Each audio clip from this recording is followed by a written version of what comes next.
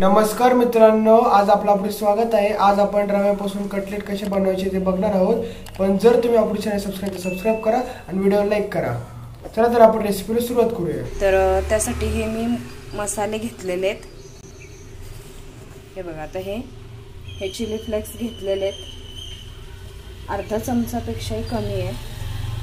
अर्धा चमचा चाट मसाला घेतलेला आहे, जिरा घेतलेला आहे अर्धा चमचा, मीठ घेतलेलं आहे अर्धा चमचा घेतलेला आहे, थोडं वर आहे, तुमच्या आवडीने घ्या मीठ। गरम मसाला घेतलेला आहे अर्धा चमचा आणि ही मिरी पावडर आहे, ही थोडी कमी घेतलेली आहे। हे बघा, आता हे रवा घेतलेला आहे एक वाटी पोहे घेतलेले आहेत आणि अर्धी वाटी दही घेतलेले आहे। आता हे पोहे आहेत ना, आपल्याला भिजवून घ्यायचे आहेत। हे बघा, आता ही कोथिंबीर पण घेतलेली आहे मी, ही पण आपल्याला त्याच्यात मिक्स करायची आहे। हे बघा, आता हे पोहे भिजवून घेतलेले आहेत मी, चांगले भिजवून घ्यायचे पोहे, मऊ झाले पाहिजेत। हे बघा, कारण आपल्याला रव्यामध्ये हे पूर्ण मिक्स करायचे आहेत। हे बघा, आता आपण रवा घेतलेला आहे, पोहे भिजवलेले आणि दही हे सगळं एकत्र घेतलेलं आहे। हे बघा, आता हे आपण मगाशी तुम्हाला मी मसाले दाखवले होते ते पण आपल्याला ह्याच्यात मिक्स करायचे।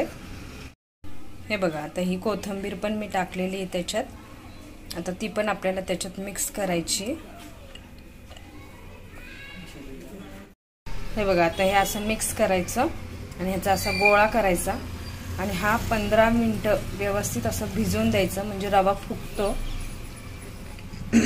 हे बघा, आता हा गोळा घ्यायचा आणि ह्याला तेल लावायचं थोडं पोलपटाना आणि हे असं करायचं, हे असं सुरीने कापून काढायचं आणि थोडंसं असं त्याला शेप द्यायचं।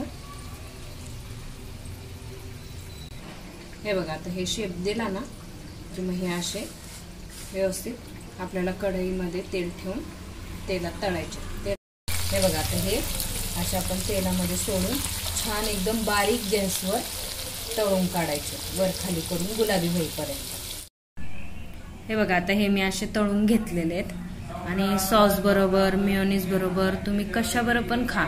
आणि आता पावसाचे दिवस आहेत त्यामुळं हे चटपटीत असं स्नॅक्स आहे, साधं सिंपल आणि झटपट होतं। अशा प्रकारे आपले कटलेट बनवून झालेले आहेत। जर तुम्हाला व्हिडिओ आवडला असेल तर आपले चॅनल सबस्क्राइब करा आणि व्हिडिओला लाईक करा। Thanks for watching. धन्यवाद।